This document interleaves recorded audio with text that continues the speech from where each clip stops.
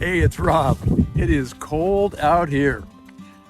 Have you ever been hurt by someone and just wasn't sure if you would ever recover from the injury? Or maybe it seemed so life-altering that it would negatively change the course of your life forever. You know, I remember one such situation when a series of poor decisions were made by individuals in my life who were determined to destroy me and my family, all because I took a stand on an issue they disagreed with. The worst part wasn't the pain that was inflicted on me. I had been through worse. The greatest pain came from watching their decisions intentionally and spitefully affect my precious family. Oh, I was tempted to entertain the idea of just following Bob Newhart's anecdote by burying them alive in a box. If you've seen the video, you know what I'm talking about. Obviously, that's not the answer. So what now? The damage has been done. Well, I could pursue justice. I could request an execution of vengeance on those from whose hands brought such pain.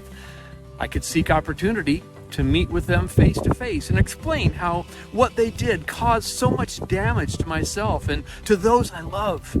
Surely then they would feel my pain. Then they would come to terms with what they had done and the destruction their actions inflicted, offering a heartfelt apology and some type of reparations. Then and only then would I attempt to find in my heart a place to forgive them. That forgiveness would only last as long as they towed the line. It would be conditional at best, which isn't forgiveness at all. But wait, what if they don't care? What if they feel they were in the right? What if there's no remorse? If the tears of my pain don't move them to any sign of regret, but rather contempt? What then? Well, then I could choose to lock them away in a prison of unforgiveness, holding it over their heads. After all, they don't deserve to be forgiven. They never asked for forgiveness, and they're not even sorry about what they did. The walls of protection I was building to punish these offending individuals and keep them in a prison of unforgiveness were actually enslaving me in a dungeon of my own demise. It's then that I cried out to God, asking Him to help me. What am I supposed to do? I asked. And He very calmly and clearly said, start with forgiveness. What? Start with forgiveness? But I need vindication. I demand justice.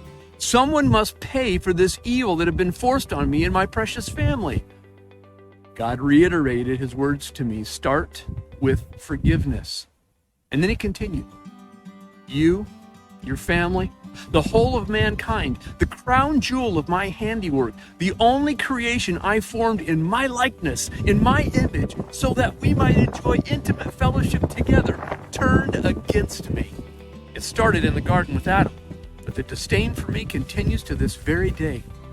The destitute nature of man continues to deny me as its creator, its father, its life giver, and chooses to pursue lust over life, greed over grace, vengeance over mercy, and happiness over holiness. Yet in spite of this, I loved you. I reached out to you, and I sent my Son to pay the penalty of these sins committed against me so I could forgive you. You didn't deserve it. You never asked for it.